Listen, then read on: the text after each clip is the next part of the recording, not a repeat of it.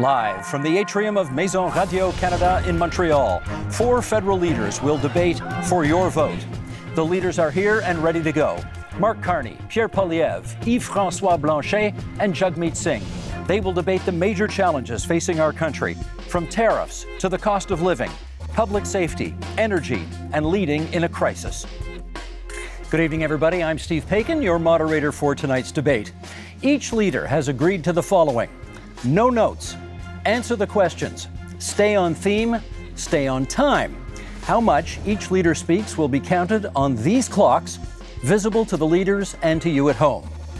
This is the 2025 Federal Leaders Debate.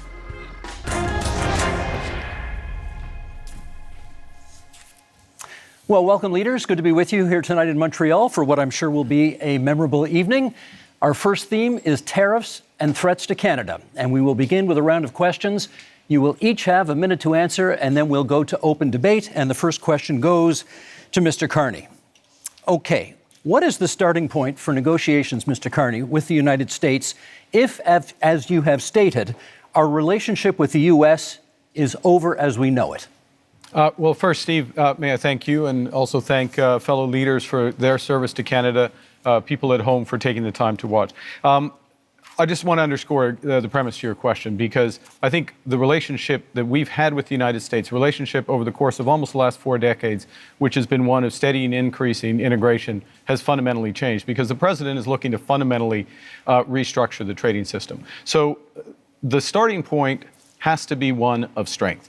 It has to show that we have control of our own economic destiny, has to have a clear plan here at home to build this economy, to diversify our trading partners with like-minded countries, and also has to have a position of strength in terms of our reaction to the U.S. unjustified tariffs. And that's why we have put in place counter tariffs that have maximum impact in the United States and minimum impact here at home. Mr. Poilievre, would you do anything differently? Well, first of all, thank you, Steve, and thank you to our fellow contestants here today. It's an honor to be here. What would I do different? Well, I'll start by what I would do the same. I think we do need to counter the American tariffs with our own to deter this economic aggression. We must make clear that we will always be sovereign and independent. What would I be doing differently? Well, we need to be in a position of strength. The Liberal government has weakened our economy with anti-energy laws, red tape, and high taxes that have driven $500 billion out of our country into the United States and made us incapable of shipping our resources overseas. That weakness threatens our ability to stand up for ourselves. So what would I do? I would cut taxes, red tape, and approve our resource projects so that we can get our goods to market and bring home the jobs, so we stand up to President Trump from a position of strength. Mr. Singh, you get the next question. Can we trust the United States to work with us on matters such as Arctic sovereignty and defense policy? I think we've seen, first of all, good evening, everyone, and thank you for tuning in, and thanks for the question, Steve. We've seen what, for a lot of people, feels like a betrayal when we look at the United States. I grew up in a border town, I grew up in Windsor, and we saw how connected we were as a city and as a community. People lived on one side of the border, worked on the other. People traveled back and forth all the time. We're in the automotive capital of Canada, and we knew how important it was to be able to build cars in Canada, but we saw that those cars went back and forth across the border. Seeing what Donald Trump did to attack Canada in this unprovoked way without any justification really felt like a betrayal. And so Canadians now are right to say, well, we don't really trust Donald Trump at this point, and we can't really have a lot of faith in him. So when it comes to our Arctic sovereignty and our security, we need to make decisions that are in our best interest and no longer be so dependent and so reliant on the U.S. And that's what I would advocate for, making sure we are resilient, independent, and less dependent on the United States. Monsieur Blanchet, for you, what supports would you want to see for industries affected by tariffs, many, of course, of which are in Quebec? Many of them. First, be all welcome in Quebec and Montreal. You have me because I try not to speak English in Montreal. However, I think we should never underestimate the threat that Mr. Trump poses on Quebec economy and Canada economy and Mexico economy. But we must acknowledge the fact that the economy of Quebec is built differently. The challenges are not the same. The necessity for Quebec to have at least partly its own voice in the negotiation is important. The difference between Quebec and Canada is very important in terms of economy, but also in terms of identity and language and values and who we are and the way we want to handle immigration. So we have the right to be different. And if this difference is being respected by whoever becomes Prime Minister of Canada, we will be reliable partners in order to achieve the best possible negotiation and protect ourselves and our economies as partners. Merci, Monsieur Blanchet. Okay, we now move into open debate, and I'll start it off, Mr. Carney, with you, and then we go from there. Do you still support dollar-for-dollar tariffs, even if they ultimately threaten Canadian jobs and businesses? No, and in fact, we've already moved off from dollar-for-dollar tariffs. We have to recognize, and I think we all do, the United States economy is more than 10 times the size of the Canadian economy. And the principle in terms of our counter tariffs is to have maximum impact in the United States, as I said a moment ago, minimum impact here. So we have to think about the impact on Canadian businesses. I'll give you one example, if I may. In the auto sector, the way we've designed those auto tariffs is that Canadian automakers, if they maintain production here, if they maintain their investments here, when I say Canadian automakers, I mean automakers that have jobs and plants and production in Canada, then they can have lower tariffs on what they ship to the United States. We create a huge incentive for them in order to do that. We also have carved out the Canadian auto parts sector. Last point, I know you're pressed for time, the Canadian auto parts sector, so that it can remain competitive with the United States. We're focused on maximizing Canadian jobs, maximizing the harm in the U.S. So that we get them where we need them. Mr. Poilievre, you want in, then Mr. Singh. Well, Mr. Carney, you claim that you want our country to respond with strength, but after the last decade, half of which time you've been Justin Trudeau's economic advisor, our economy is weaker than ever before. It's been the worst growth in the G7. We've lost $500 billion of investment south of the border. You supported blocking pipelines in Canada that gave Donald Trump and the U.S. a near monopoly over our energy. And now you want to keep in place Bill C-69, the liberal no new development law that blocks us from shipping our resources overseas. How could you possibly think it's a good idea to give the Americans a continued monopoly on our energy projects when you have seen how much these liberal policies have weakened our country over the last decade? Let Mr. Carney respond, and then Mr. Singh. Sure. If I may, yes. So let's go to my record. My record is a month long as Prime Minister. And this goes to the heart of coming to the Americans with strength, but doing the right thing for Canada. Within the first week as Prime Minister, I sat down with all the premiers of the provinces and territories, as well as the leaders of the Indigenous peoples. Got an agreement with all the provinces and territories, doesn't happen very often, got an agreement for them to have one Canadian economy instead of 13, first point. Secondly, to commit the federal government to do its part by Canada Day, so free trade in Canada by Canada Day. Thirdly, the federal government to commit with respect to project reviews. The question was about pipelines. I'm getting to it. Thirdly, one project, one review, and relying That's on not provincial. Yes, it is 69. possible under. It is possible on our system. No, it it's is not. the It's impact banned assessment. under C69. It is agreed on under the impact assessment framework, and we have a cooperation agreement with British Columbia already. We're looking forward to them with the other provinces. We will move forward. I'll Gotta let jump in on Mr. this. Singh's turn, please. The anti-development Of law. course, we agree around having a strategic response to the United States. But what I'm concerned about is what we're doing here in Canada. We are already seeing threats to our country in that just the threats alone of the tariffs have meant Canadians have lost their jobs. The threats of the tariffs that are in place right now, the impact of those tariffs is that we've lost jobs in steel, aluminum, and the auto sector. People are already losing their jobs. And while, Mr. Carney, you had time, as you mentioned, not very long time, but as Prime Minister, you showed us your priorities. The first thing you did is you had traveled, you made a tax cut for millionaires, which was reversing on the capital gains. So you gave a tax cut to millionaires, but you didn't have time to increase the amount that workers get on EI. Right now, workers who are struggling and wondering, what am I going to do if I lose my job? Workers who've lost their job are saying, how do I pay my bills when EI only covers half of a worker's salary? Maybe 40 years ago that would have worked, but right now most workers are spending their entire salary just to pay the bills, to pay their mortgage and their rent, and to put food on the table. So EI is not good enough, and it shows Canadians that you didn't make it a priority to protect those that are impacted by these tariffs, that are threatened because their jobs are lost. We have not heard from Monsieur Blanchet yet in this segment, so please. Yeah, Mr. Carney, you are becoming a real Canadian leader, saying one thing in French and another one in English. You said in British Columbia in February that you would force oil and gas through pipelines through Quebec, either we wanted it or not. You would use emergency powers in order to do so. And 2 days later in Montreal, you said that you would never do that without the approval of Quebec. What's the point of using emergency powers if you do have the agreement of Quebec? However, I do agree with you. It's important to be very strong in front of Mr. Trump. However, I would keep the dollar for dollar policy. Don't be weak in front of Mr. Trump. And those counter tariffs have to be targeted. You have put out already $2 billion for Ontario auto industry, car industry, and the lumberwood industry in Quebec has already paid to United States $2 billion, and you have not raised one finger in order to help us. Let's get from Mr. Poilievre and then a response from Mr. Carney. Well, Mr. Carney refused to answer the question about pipelines. Just the other day, he said that he doesn't necessarily think we need to build pipelines. Let me tell you what that means.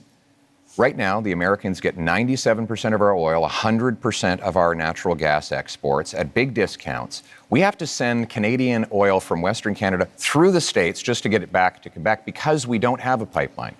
And now there's this law, Liberal Law C-69, which effectively bans pipelines. The 14 biggest energy and resource companies say it has to go if we're ever going to build another project. And I asked Mr. Carney why he would keep in place this anti-pipeline law that effectively empowers Donald Trump to have a total monopoly on our single biggest export. Why would you not repeal this Liberal law? Isn't it because you are exactly the same in the same line as Justin Trudeau and the rest of the Liberal team that is now making up your cabinet?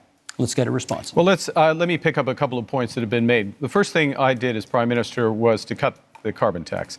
That's the first thing. Second thing is made a commitment that all proceeds from our tariffs will go to workers and those companies most affected. There were several points raised. Nothing so far. If I may, Mr. Steve, if I may address, I'm trying to do it quickly because several points raised. All proceeds go to workers and the firms most effective, and those proceeds are considerable. Third thing, I'm interested in solutions. I'm interested in getting energy infrastructure built. That means pipelines, that means carbon capture, storage, that means electricity grids. And here's how you do it. And we've already moved in the first month. Cooperation agreements with the provinces. Guess what? We are a federation. You need to cooperate with Quebec. You need to cooperate with the provinces. You need to get First Nations and Indigenous people buy-in. You can do that through the one project, one review window that we put in place at that first ministers' meeting, as well as, if necessary, using emergency powers to fulfill the federal responsibility, but not the unique. Mr. Poilievre, you want to come back on that? What you're saying, Mr. Carney, with respect, is a total contradiction. The No New Development Law, C-69, guarantees there will not be one-stop shop because it requires the Government of Canada to actually duplicate So what Mr. Poilievre is saying is that have no rules, project. have no regulation, have one-stop shop. Mr. Singh, over any energy development. We just got to let him finish his Polluters sentence. pollute. Let's just let him finish his sentence. That is not true. In fact, Mr. Singh, the reality is we should have strong rules enforced once. We shouldn't have multiple levels of referral that it takes now 17 years to get a major project approved in this country. That is why in the last 10 years we've had the worst economic growth in the entire G7. We cannot afford a fourth Liberal term. We need a change. And the Conservative plan for a change will include repealing the anti-pipeline law so we can get our energy to markets other than the United States. Mr. Singh, then Mr. Carney. While these two compete about who's more pro-pipeline, I think what we need to do is, it's clear. The Liberals bought a pipeline. They built a pipeline. I don't know what Pierre is complaining about. That's what they did. I think what we need to do, if we're talking about energy in our country, we need to build an east-west grid. Let's use our power as a nation to build a national project that creates good jobs, that strengthens us for the future, where we connect the low-cost energy from jurisdictions and provinces across this beautiful land and have low-cost energy for businesses, for people, so we can build a stronger economy. That's the energy of the future that we need. Mr. Carney. 3 quick points. First, the pipeline built, yes, TMX built. That's why oil exports up 50% over the course of the last few years. Secondly, I don't think Mr. Singh is absolutely right about the East-West grid. Grid interconnections, which is part of the energy corridor, huge opportunities for this country. We have to be able to do more than one thing. Third point, fundamental point. We can give ourselves far more than Donald Trump can ever take away. If we have one Canadian economy, not 13, and if we just look at that agreement we got with the provinces, look at what Ontario and Nova Scotia have just announced in terms of their steps towards this, this is within our grasp. Monsieur Blanchet, what should we be prepared to concede in our negotiations with the United States? I want to be back to something that Mr. Carney said. You can't do something and the opposite, and you can't fill people's mind with nonsense. Quebec has, by law, its own environmental review institution, and you cannot, through a federal decision, even through a Quebec government decision, go over the BAP, as we call it. If the BAP says no, Just say. it's no. I know. Good. I know. Let's but this keep is that in mind. This is the point. This is, if I may, this is the point. The federal government can do the following, which is to take the decision to abide by the decision of the Quebec BAP. That is within the federal government's power. That is known as cooperative federalism. That's what we need to do. And do you understand one other point fast? This is what we need. This is what we need to do in a crisis. Bravement ici, and then Mr. Poilievre. Yeah. The building of those pipelines will take at least 10 to 14 years. Mr. Trump will be 90 years old, not president no more, and somebody of course, less terrible will be there before you can even dream of having oil through this pipeline of yours. We're less than a minute to go. Mr. Poilievre, I promised you next. Listen, after the last 10 years of Liberals blocking pipelines and killing jobs. Sounds wild when you say that. We actually need to get things done. Sense. We need a change, and our Conservative plan for change will repeal the No New Pipelines law. It will create a true one-stop shop, set up shovel-ready zones with pre-permitting so that we can approve LNG liquefaction export plants, mines, pipelines, nuclear plants, and also hydroelectric dams so that we can generate the power we need to be strong, self-reliant, and stand on our own 2 feet for a change. Last quick word to Mr. Carney. Okay, quick word. Bringing it back to what we were talking about, which is tariffs, the threats to Canada, how to negotiate. We need these options. We need these options to build domestically, to build one Canadian economy. We need to act. We need to diversify our trade partners. And that is our time in this segment. That is our time. Okay, you know my job tonight. I got to be the heavy guy here every now and then, making sure everybody comes to time. And I'm keeping an eye as well on making sure that everybody gets rough justice over here.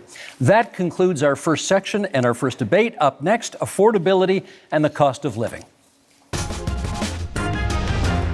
Our goal is to double the pace of housing construction. You will lower your bills, build homes you can actually afford. Il faudra parler des entreprises du Québec, des travailleurs du Québec, des aînés du Québec. A big, powerful bring-it-home tax cut on work, investment, energy, and home building. Okay, leaders, same idea, one-on-one questions followed by open debate format. And Mr. Poilievre, you get the first question this time. Many provinces, including some provinces with Conservative governments, have ambitious housing targets, none of which have been met. Why do you think your housing plan will be any different? Let me start by talking to the young people of the nation and those who are aspiring to home ownership. You know, it was only 10 years ago. You could buy an average house for $450,000. But in the last lost Liberal decade, housing costs have doubled, rising faster than in any country in the G7. And so now our youth cannot afford a home, and our seniors are worried about being evicted.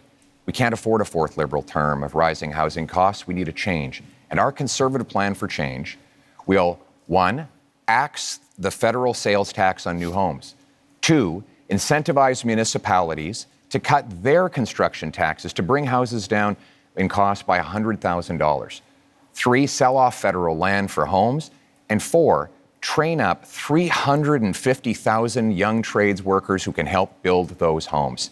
Because you deserve a home, and we're going to make it happen for a change. Also on the issue of affordability, Mr. Singh, you get the next question. How do you bring down grocery prices in the midst of a trade war? I appreciate the question. This is a big concern. When I talk to Canadians, they tell me they're really feeling squeezed from the cost of living. That's one of the top things that people tell me about. People are saying, I can't afford to buy groceries. Every time I go to the grocery store, it's just ongoing worry and this feeling of anxiety that can I actually afford the things that my family needs? On top of that, people are worried about the cost of homes. I think those are the 2 biggest things I hear. So we can do things about this. Other countries have taken concrete steps. We can put in a price cap on food essentials. France has done it. Greece has done it to great success. It's brought down the cost of food significantly in both those jurisdictions. We can also ban corporate landlords from buying up the affordable homes to keep homes that are affordable. We can make things better for Canadians, but it requires having the courage to take on the powerful corporations that are ripping you off, that are price gouging you. And we know that price gouging is one of the major reasons why food prices are going up. You're never going to hear Pierre Poilievre or Mr. Carney talk about the fact that these are the corporations ripping you off. Thank you, Mr. Singh. That's time. Mr. Blanchet, I want to ask you about old age security, which will soon cost this country $100 billion annually. We understand you would like to expand it. How would you pay for that? We would want it to be just for everybody because the Liberals have created the discrimination against elders which are 65 to 75 years old, having 10% less income from federal government than those who are over 75. But the best way to do it is to have everybody pay its fair share in terms of tax, which means that one should not be entitled to hide money in fiscal paradise in order not to pay him or his clients or friends, not to pay billions of dollars in taxes that could be used to help the situation of elders. Those are things which are supposed to be applied to everybody. There are a lot of questions to be answered about that. Other ways to do it is to reduce the pressure on housing price to make sure that the whole budget of elders and families and workers can afford houses which have increased dramatically in price. Merci, Monsieur Blanchet. That's time for this one. Mr. Carney, I want to ask you about housing, which over the past decade has gone from a problem to a crisis while the Liberals were in power. Is your policy on getting homes built any different from your predecessors, and how? This is one of the reasons why I entered this contest, because of the housing crisis, the cost of living crisis, the housing crisis, and the Trump crisis to help fix it. And I would say, look, the housing approach is fundamentally different because we need a fundamentally different approach. We need to build housing at a rate that we haven't seen since the end of the Second World War. We do need a fundamentally different approach. And with the fundamentally different approach, we can build an entirely new industry. So the question is how? Now, Mr. Poilievre and I agree on some things. Okay? I agree as well on reducing the tax on first-time home purchases as a way to buy. But I am focused on increasing the supply of homes and doing that in a way that uses Canadian technology and modular prefabricated housing, that uses Canadian lumber, including in reinforced timber, and uses Canadian workers. And in all respects, we're scaling up to double the rate of home building. Thank you, Mr. Carney. That's time. We now move to open forum here. And Mr. Singh, you get the first comment. Many of you have pledged to cut the GST on many aspects of buying a home. And Mr. Singh, I want to ask you, would you cut the GST on anything else in order to make life more affordable? Absolutely. In fact, I'm the only one on this stage that fought to give people a GST holiday.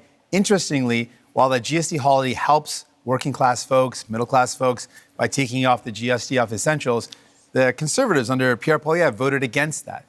They opposed the idea of giving people, actual folks that need help, a tax break and would rather give millionaires a tax break, which shows you whose side he's on, which is not surprising. But what is surprising is that Mr. Carney also said that giving people a break on their GST is a bad idea. Mr. Carney, why do you think giving a tax break to capital gains folks that earn more than $1 million is a good idea, but helping a family afford their groceries, helping people afford their bills for their internet, their cell phone, their home heating, giving them relief to take the GST off those is a bad idea, but giving a tax break to people who really only earn over more than $1.4 million, that's somehow a good idea. Okay, you went after That's your numbers. You went after Mr. Poilievre first, so I'm going to give him the first shot to respond. Well, Mr. Carney, the reality is that housing costs doubled under the Liberal government, while Justin Trudeau made exactly the same promises that you are now repeating today. He promised that he would double home building. In fact, home building went down. He promised that he'd reduce the cost. In fact, it went up. And now here we are. Mark Carney is asking for a fourth Liberal term, repeating the exact same Liberal promises that priced you out of a house.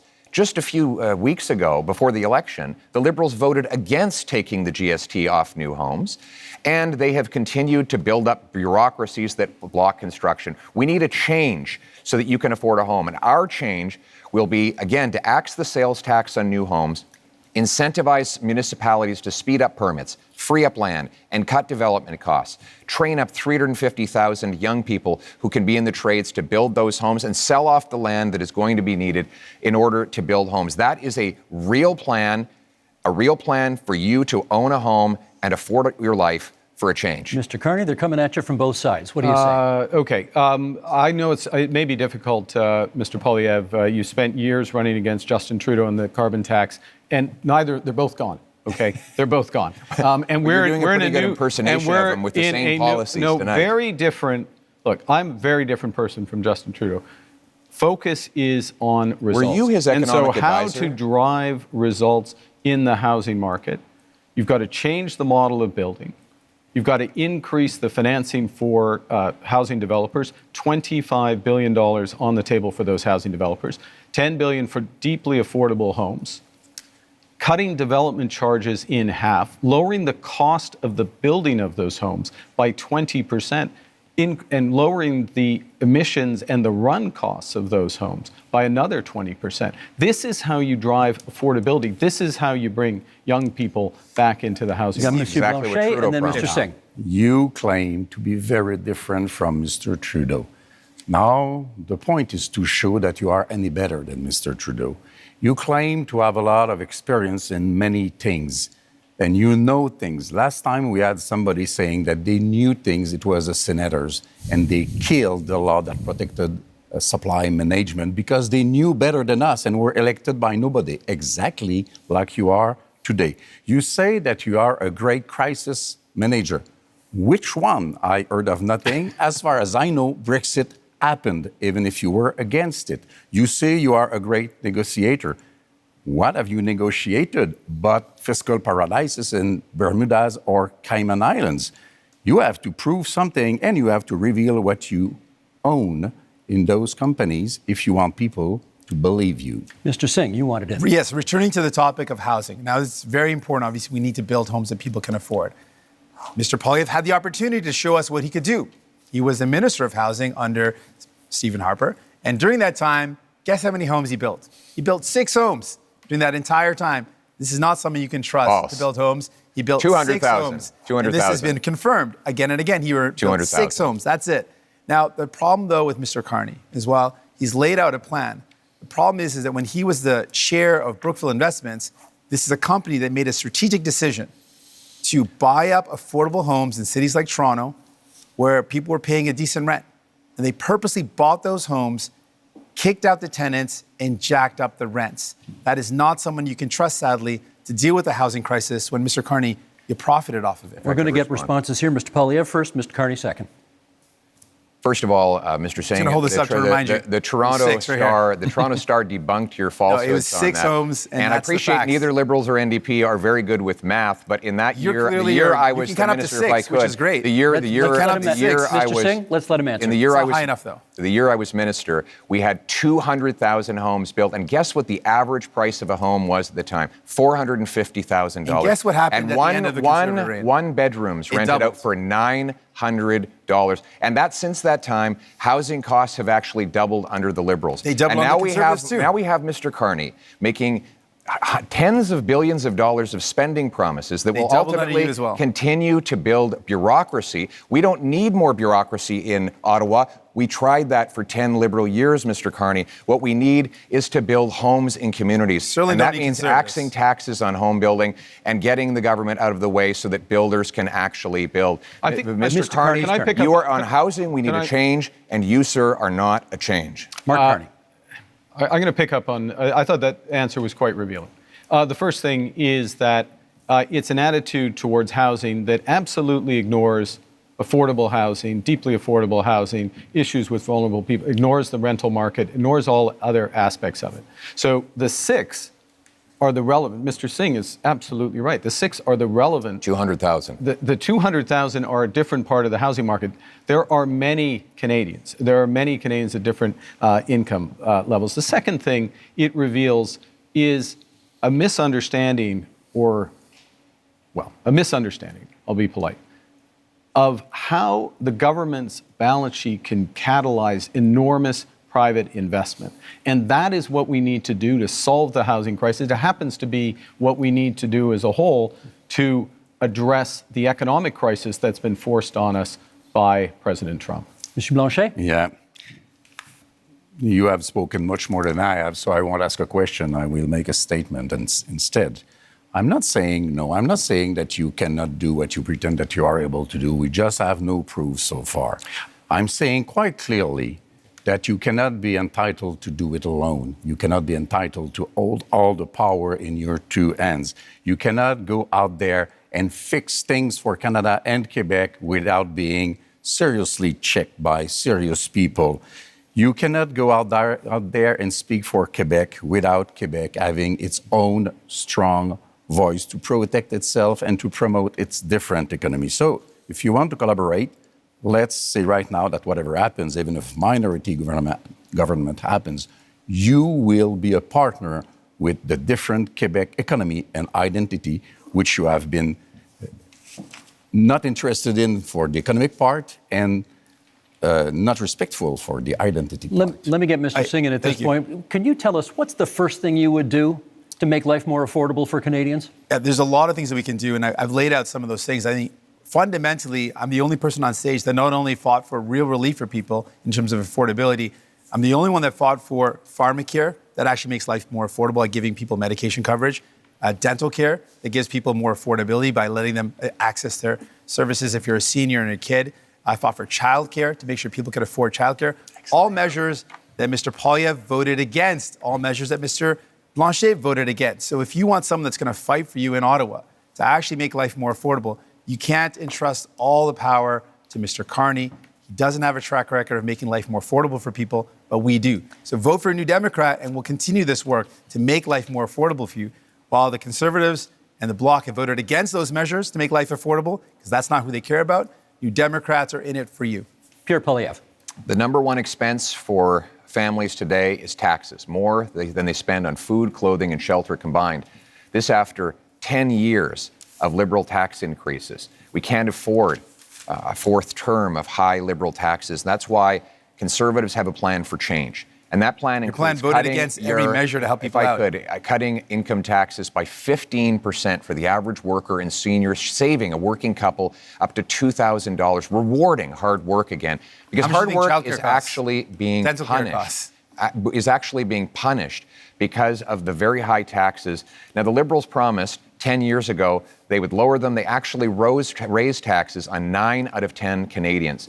We need a change in this country because your hard work should once again pay off with a powerful paycheck that buys you an affordable home so you want to save on people a safe $2,000, street, and that's what we will deliver. You want to save people $2,000, but cut their dental care, which is thousands of dollars. False. Cut their child care, which is thousands of dollars. Cut pharmacare coverage, which is thousands of dollars. False. That's not a very good math deal right there. You're going to save people $2,000, but cost them tens of thousands of dollars. That's why you cannot afford Conservatives, and you certainly can't trust the Liberals on their own. Mark Carney's turn. You need New Democrats. Mark Carney. I'm going to reinforce that point, and then I'll respond to Mr. Blanchet. Child care in this country, $3,000 to $10,000 a year for a family, depending on where you live. Province, jurisdiction. Depending on where you live, that's what's being saved there. $800 per trip to the dentist. We have expanded dental Province care to 8 jurisdiction. million Canadians. Because we 8 forced it. million Canadians. Because New Democrats were there. Pharmacare. These are fundamental issues for affordability. We're talking about affordability and taking them off in order. That's why you need New Democrats. tax. That's not what I've said. And in I will be terms cutting of income taxes working with Quebec, for Canadians. yes, absolutely. Throughout the short time I've been Prime Minister, working directly with the Premier of Quebec, our Minister of Foreign Affairs, our Minister of Finance are from Quebec. Quebec and Quebec issues, whether it's Why supply haven't you answered management, Mr. language, Legault's letter? He asked 5 things in the letter. He reduced his expectations. We're talking about- And you did not even answer him. And tonight, you are so much in love with Quebec. Steve, the question that Canadians have to ask. Why vote for whether- Conservatives? why- when the city why- Hang on, deposit he's got would the, cost you Mr. tens of Singh, thousands. Mr. Singh, sorry, he has the floor. Come on. The question you have to ask is, after a decade of liberal promises, can you afford food? Is your housing more affordable than it used to be? What is your cost of living like compared to what it was a decade ago? And are you prepared to elect the same Liberal MPs, the same Liberal ministers, the same Liberal staffers all over again for a 4th term? Mr. Carney, Justin Trudeau's staffers are actually here with you at this debate in Montreal, writing the talking points that you are regurgitating into the microphone. How can we possibly believe that That's you are painful. any Oh, wow. That's different painful. than the previous 10 years of Liberal 25 government? seconds left in this segment for you to respond to that. Look, I do my own talking points. Thank you very much. The biggest risk we have to affordability, the biggest risk we have to this economy is Donald Trump. So first and foremost, we've got to get that right. Secondly, we need to do it in a way that brings everyone along together. That means preserving pharmacare, dental care, child care, reinforcing health care, spending our whole social safety. Intrusion The in clock is Quebec on- jurisdiction the- over and again. I like the if clock is we're on any zero. better than we are. The clock is on there zero. one thing Canadians can do that Quebecers cannot do? You are doing intrusions in our jurisdiction with our money, pretending you are better, and most of the time you try to copy what we did with our own money against us. What's that as a policy? Don't you have your own things to care Gentlemen, about? that really is time for this segment. I wanted to be polite and let everybody finish their points, I'm but far beyond, we got to move so on. I took the liberty. Thank you. Okay, that ends section 2. Up next, public safety and security. Fight crime, to protect Canadians, and to build communities that are safe, secure, and strong. Keep crime, drugs, stolen cars, and other illegal substances out of our country. We're going to invest in our borders, and that means hiring more border officers. Resources are in short supply, not enough staff. This is not the nice way to treat people who come to our border. Okay, same format, one-on-one questions and then open debate. Monsieur Blanchet, you get to go first in this one. Public safety and security. For a lot of people, that means the fentanyl crisis. I'd like to know what you could contribute to ending that crisis in this country. The fentanyl crisis is a very serious issue, which is a bit less important in Quebec than it is in British Columbia. I think the whole border thing is the real issue. Immigration is a very important issue for Quebecers. Immigration has to be dealt with in an orderly fashion.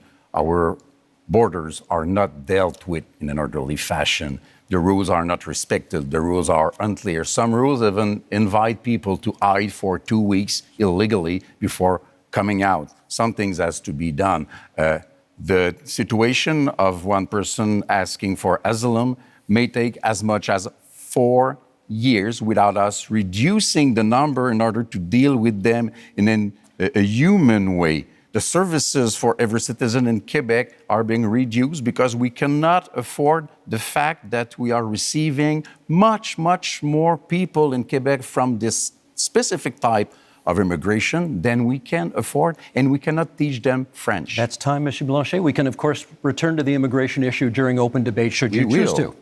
Mr. Carney, question for you. The Liberal gun buyback policy, not considered a success by many people. Reviving it is in your platform. Yeah. Why would it work this time? Yeah, I think, well, what we've seen with that policy is some success at the commercial level, but not at the individual level, because it hasn't been, in my opinion, it hasn't been organized properly, and it needs to be organized properly. And I've instructed the Minister of National Security and Public Safety in order to do that. So part of this is a different focus of government, a focus on results, a focus on clear milestones in the short term. Let me make a broader point, though, on gun, which is that we have a problem with guns coming over borders, which is why we've tightened our borders. We have an issue, though, with a gun industry that is continually coming up with new forms of assault rifles, mass killing machines. We banned over 2,000 of these. Every single time there has been a vote in the House of Commons on gun control, Mr. Poilievre has voted against it. You can't be tough on crime unless you're tough on guns. Mr. Poilievre, you can come back on that in the open debate if you want to, but my question for you in this segment is, Indigenous people are statistically overrepresented in our corrections system. Are you concerned that your tough on crime platform will make that worse? I'm concerned that Indigenous people are disproportionately the victims of crime. I give you the example of a wonderful group of Indigenous people who came under attack in Saskatchewan, and many of them were murdered. Killer was out of jail after 60 prior convictions. This is the result of 10 years of liberal laws that allow the same offenders to be released dozens and dozens of times, even when it's known they are a danger. We can't risk a fourth liberal term of soft on crime policies. We need a change. And the Conservative plan for change will bring in a 3 strikes you're out law. 3 convictions for serious crimes, you go to jail for at least 10 years, maybe for life, no chance of parole or bail. We will bring in life sentences for traffickers of fentanyl, human beings, and guns.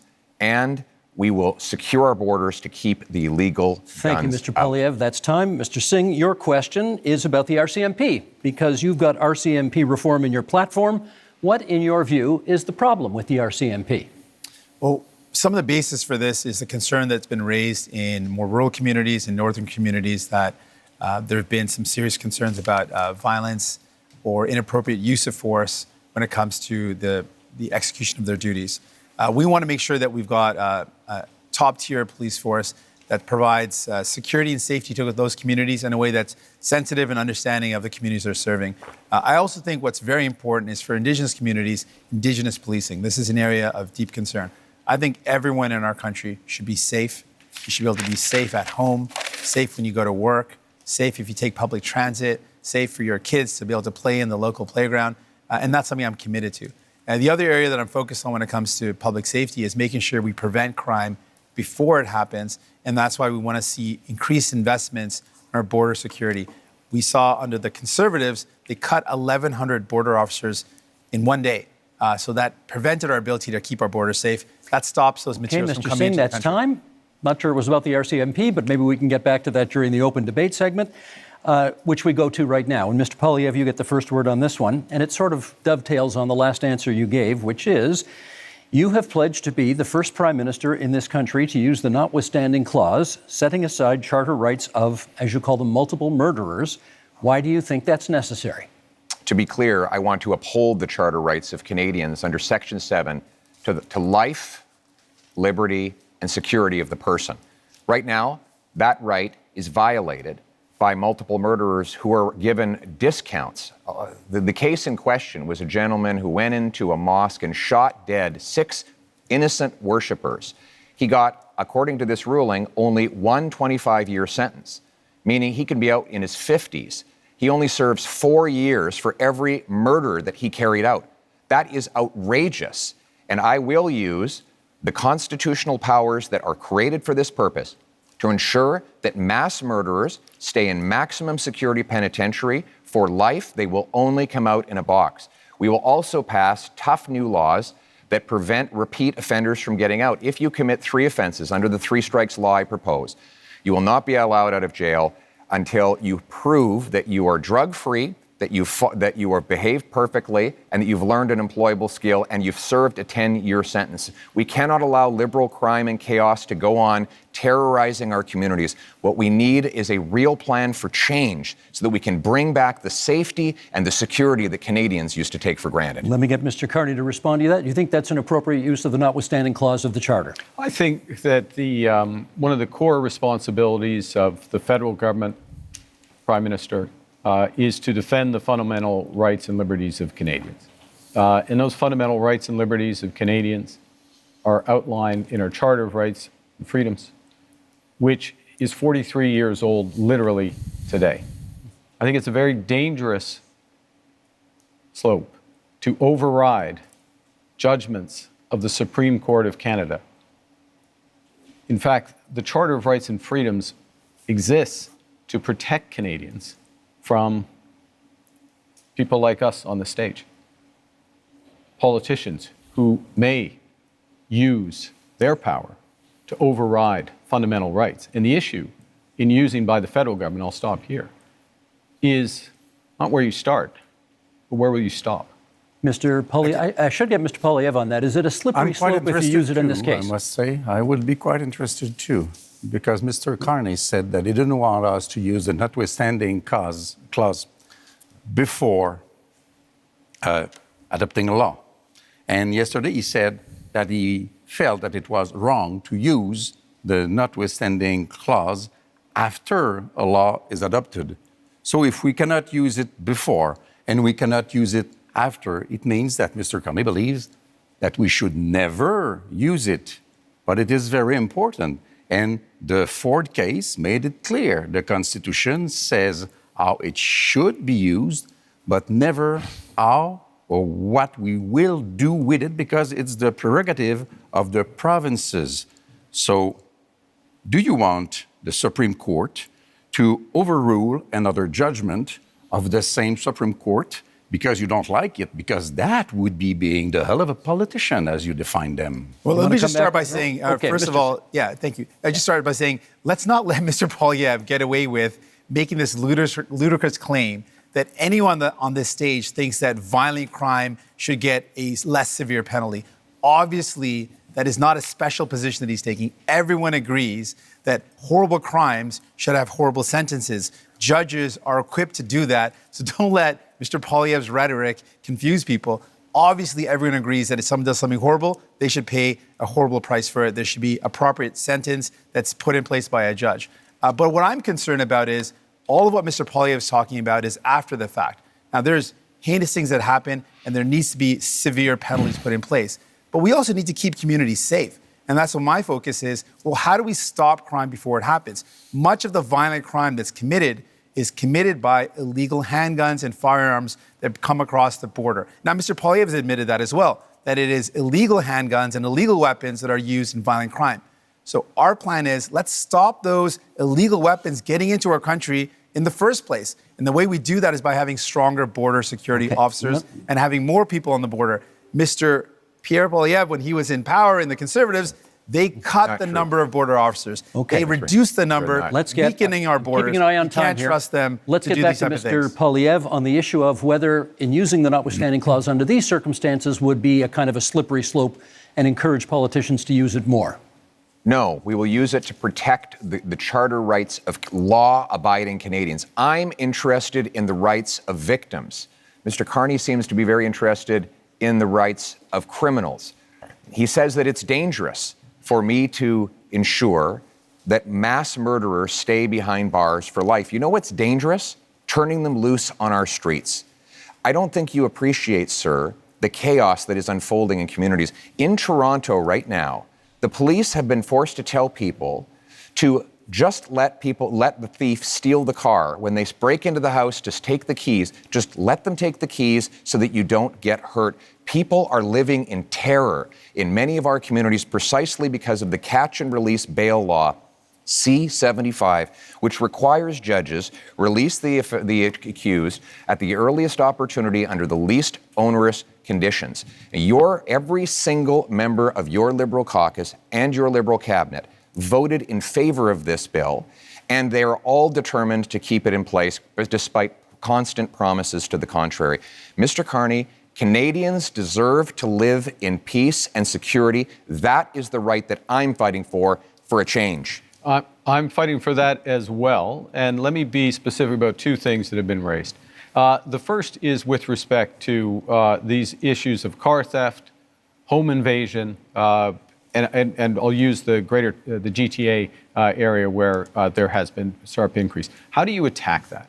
You attack it several ways. One, you increase the criminal penalties for that happening, particularly if you're part of a gang, particularly if you use a firearm. And you will do that? And we're doing so. We've committed to doing so. You put in place a reverse onus in terms of bail so that it has to be proven that there's not a risk, which we've also committed to. And then you go to what Mr. Singh was talking about, which is we have to reinforce our frontiers. That's why we're committing to an extra 1,000 Canada Border Service agents, an extra 1,000 RCMPs. That's why, as part of the broader fentanyl initiative, where we've added to the RCMP there, we've added drones, we're adding helicopters, we're adding surveillance, and we're going to the other end of the chain with respect to car theft, which is tightening security at the ports. This is what we need. In order to get results, you need to focus at both ends of the chains in federal. Jagmeet Singh. Thank you very much. I want to talk about one of the issues that has come up is the idea of the public safety concerns around the overdose crisis and how this is devastating our communities. We're seeing so many lives being lost. In that, we know that one of the ways to address that is by investing in some of the solutions like mental health services and rehabilitation services. Services keep our communities safe, having access to those good services. Both Mr. Carney and Mr. Poilievre are proposing cutting government spending and cutting those services. That's not going to make our communities safer. We need to see better investments in rehabilitation services, more investments in mental health. We need to respond to this serious crisis in our country with care and compassion. I've met with Moms Stop the Harm, an organization of moms that have lost their children to this opioid overdose crisis. They've literally had their children have died because of this. And they're saying we need to do everything possible to save lives, to stop this death from happening. And I think we need to listen to those moms, and that's my commitment. Mr. Blanchet. Two things as rapidly as possible. First, we believe that we should act on crime gangs and organizations, defining them as we do for terrorist organization. We have to protect our kids from the violence of those gangs, from the drugs being sold by those gangs, from the guns and whatever else being stolen, sale being by those gangs. Sold? And not stolen, being, you purchase a thing and selling, sold by those gangs. And we mostly have to protect our kids from being recruited by those gangs, becoming violent at 13 and 14 and 16 years old, because this is the real fear of parents like I am. This is a very dangerous situation. I want to come back to immigration because we said that we would come back to immigration. Do you remember the Century Initiative, a sad memory? Officially, they said that they had not considered Quebec difference. They had not considered Quebec language. They wanted Canada to be a 100 million people country by the end of the century. Mr. Barton told me himself that he had not even thought about the Quebec difference in that analysis. And one of his closest collaborators is now a close counselor to Mr. Carney, which seems to be part also of that kind of project or ideology. So it is impossible for Canada to have all those people come into Canada. It is impossible for Quebec to receive all those people. And in Quebec, we have the language and values and secularity of the state issue, which is very important. So I say, pause. Let's do things properly. Let's receive migrants in an orderly fashion and successfully as a measure of respect for them also. Mr. Poilievre, you wanted a word. I speak to families all the time who are terrified by the scourge of drugs and illegal guns. And we know those guns are not Grandpa Joe's hunting rifle. So when the Liberals try to ban hunting rifles, they're really going after the wrong people. 90% of guns that come in that are used in crime are smuggled illegally over the porous, Liberal-run borders. The border, and that's why cut the police. The border officers. It's not true, and that's you why literally the police. cut the border officers. The police, in the actually, facts. if I could, The police actually endorsed do it me. again, The police in Barrie, in Peel, in Sault Ste. Marie have all endorsed me because they know that I will go after the gun smugglers and criminals with 2,000 extra frontline border guards that will stop the guns from coming in. Now you want to hire but unlike the Liberals and NDP, I will not ban hunting rifles. The Liberals want to protect. Never wanted to ban I want to them. protect Canadians from criminals. The Liberals want to protect turkeys from hunters. I think we know which one makes the most Mr. Carney, sense. quick intervention, Mr. Carney, and then I got a question for each of you before this segment's out. Okay. We absolutely fully support hunting and rights of hunters and Indigenous Canadians. But I want to raise an issue, which is a serious issue, talking about safety. There are people, we're in Montreal, in Toronto, across this country, who fear going to their synagogue, fear going to their community center, fear taking their children, leaving their children in school. And this has to stop. This is it's totally unacceptable. So what we're proposing is to make it a criminal offense to threaten or to impede anyone from being near or going to their place of worship, their school, their community center. This, it pains me that when we have to do it, because this is not what we should be doing as Canadians, of course, but we will put that in place. Let me and this is a fundamental issue with respect Let me to get any 10 seconds from each of you before this segment's out on what you perceive to be the biggest security threat to Canada right now. 10 seconds each. Mr. Poilievre. The physical security threat to our country is the rampant crime wave that is running out of control. After the last decade, we had a 116% increase in gun crime. We need to lock up the criminals. I got to hold you to 10 borders. seconds. Mr. Carney? Well, we're in a security section. I think we didn't have a chance to talk about anything internationally. I think the biggest security threat to Canada is China. China, you say? Yeah. Mr. Singh? Biggest security threat, illegal guns and drugs coming across the border, and cuts to services that would make our public safety and security even worse. Last word to Mr. Blanchet. The fact that neither Quebec or Canada is able to protect itself and that we are still dependent and entirely dependent on Americans to protect us. Okay, that is the end of that section. Gentlemen, up next, energy and climate. Improving pipelines, getting things built, unleashing production. We are unlocking major infrastructure projects, including in conventional energy, oil and gas. We're speaking thousands of dollars a year for each family to pay for the damages of climate change. We can absolutely build important projects like an East-West energy grid. Energy and climate change. I know how much all of you love talking about pipelines, so here we go. Mr. Singh, to you first. Should Canada build new pipelines to get our oil and gas to market? Well, it's not an approach I favor with public money. There's not any projects that are on the table, so it's not a specific project to look at. I favor, when it comes to the environment, building an East-West energy grid that connects low-cost energy and allows for families to reduce their electricity costs. But let's put this all in context. We're talking about what our energy solutions are in the context of a climate crisis. And we're not just talking about a climate crisis in the far future. We're living it right now. I remember I met a mom a couple of years ago before I had kids who told me she was worried about taking her kids out on some days because of the forest fires in BC. It meant that it was unsafe for kids to go outdoors.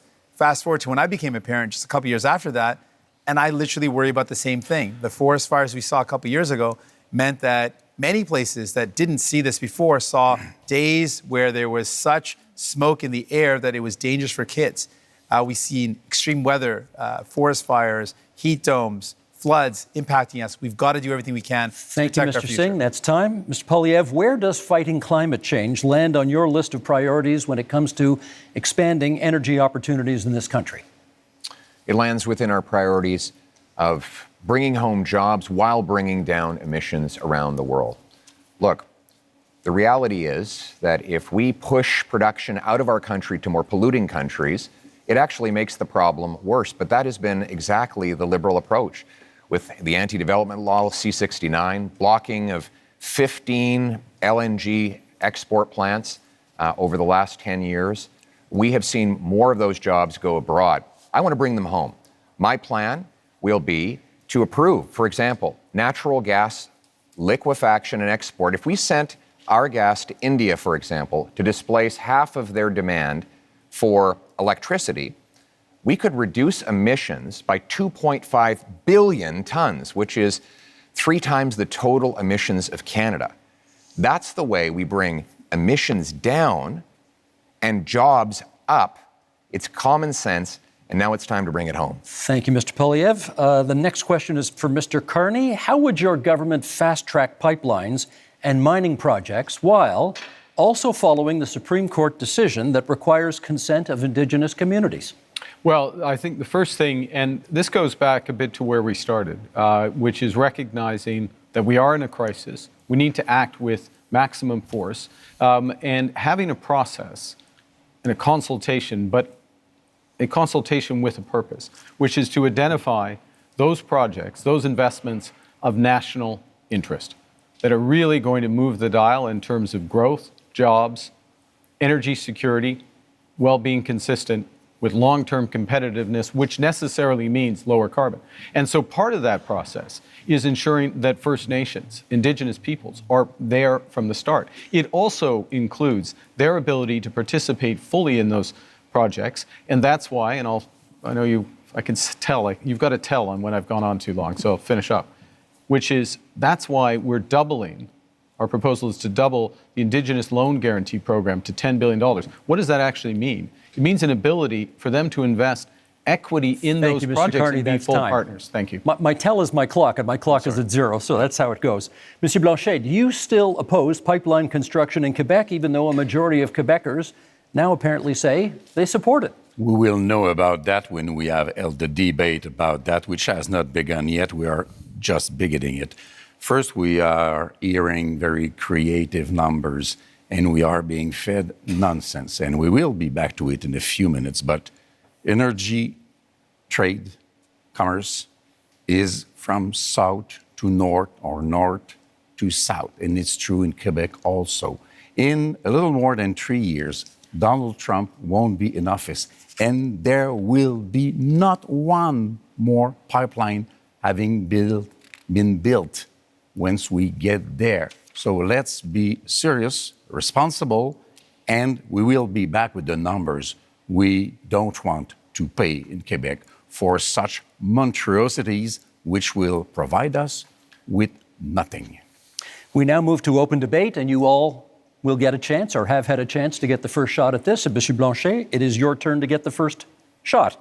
Canada has a substantial supply of critical minerals, which are in high demand. Are you in favor of allowing these minerals to be mined? Of course, it has to be done properly. Quebec has probably the most important clean phosphate reserves in North America. In Saguenay-Lac-Saint-Jean, it is very important. It has to be exploited. This is the best way to use Paul Saguenay as an infrastructure that we need. We have lithium. Everybody needs lithium. Transportation has to be taken from oil to clean energy. This is what we want to be working on. It is part of the specifics of Quebec economy. So we are in favor of that. But we don't want to pay for the $30 billion which have been spent on oil and gas by the Liberals last year. It's $7 billion from Quebec. We don't want to pay for the $40 billion which have been spent by the Liberals on Trans Mountain. It's $9 billion from Quebec. Those are $16 billion of which not $1 has been spent in Quebec to develop a lot more power and wealth for Quebecers with our own money. We need to let the leader of the Liberals respond. Well, actually, I was going to pick up on the enormous opportunity that exists in Quebec, exists in Ontario, exists in the north of Canada, really exists across this great nation in terms of critical metals and minerals. We have one of the biggest resources in this country. And it's not just an enormous economic opportunity, it is a strategic opportunity for Canada. So we have to make a decision, not just to develop it, but how do we develop it and who are our partners for it? Do we become more dependent on the United States, which is what they want? By the way, President Trump this week said he might put a tax on critical metals and minerals, just showing again the unreliable. If I may, and so the discussions to negotiate. If I may finish. Let's let him finish. Let me finish. So the opportunity includes in Europe and includes in Asia as our partners. Last point, in order to get it done, we'll put in place a first and last mile fund. So these projects are connected to road and rail so they can go quickly to market. And we will have all of the other fast tracking measures in place that I talked about earlier in terms of capital, timing, approvals, so that we can move quickly, we can be stronger at home, better. Always with the Mr. approval Singh. of Yeah, Quebec. I Mr. think Singh has the floor. about that. We should absolutely take advantage of the fact that we've got incredible amounts of critical minerals in our country. And the way we do that is with any energy project or any project of this nature, make sure it's got the local community buy-in. It creates good jobs in communities, make sure we are meeting all our environmental needs, and we work with Indigenous partnership. And so I absolutely agree with that. I want to build on something Mr. Blanchet mentioned about the investments that this country has made. What I found very troubling is that the past number of years, the Liberal government record is one where we have spent the most subsidies compared to any other country in the G7 on subsidizing oil and gas.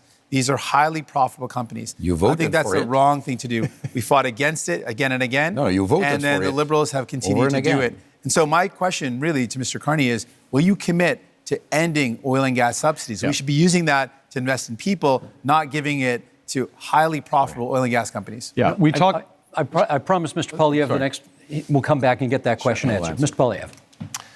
Well, Mr. Carney, you point out that Donald Trump has a wrong-headed idea of putting a tax on our mines and our industry.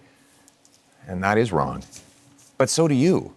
You want to apply a massive industrial carbon tax on Canadian mines, Canadian steel mills, Canadian aluminum plants, You want to let them just pollute as Canadian much as they oil want? and gas.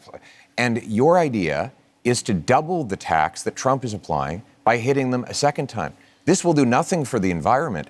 It will actually ship our jobs south of the border, So Mr. just Poilievre's plan is let them like pollute as much as they President want. Trump Not a good wants. My plan is to bring that production home here to Canada. For example, I will give a tax credit to low-emitting Canadian industry like Quebec's aluminum, for example, or British Columbia's natural gas, so that we not only bring home the production, but we do it below global average levels of emissions, You so translate that we that. actually help the environment while bringing wants to home let the big jobs polluters for our pollute people We have as they want. to let him at the finish. same time. That is a sensible, pragmatic approach that puts us in charge of our economic destiny so we can stand up to the Americans from a position of strength for a change. Mr. wants to let Carney, them we've pollute got. as Hang much on a as they sec. want. I want to give you a chance to speak to Mr. Singh's criticism about oil and gas subsidies and Mr. Poilievre's criticism about the industrial carbon tax. Okay, I'm going to make 3 points.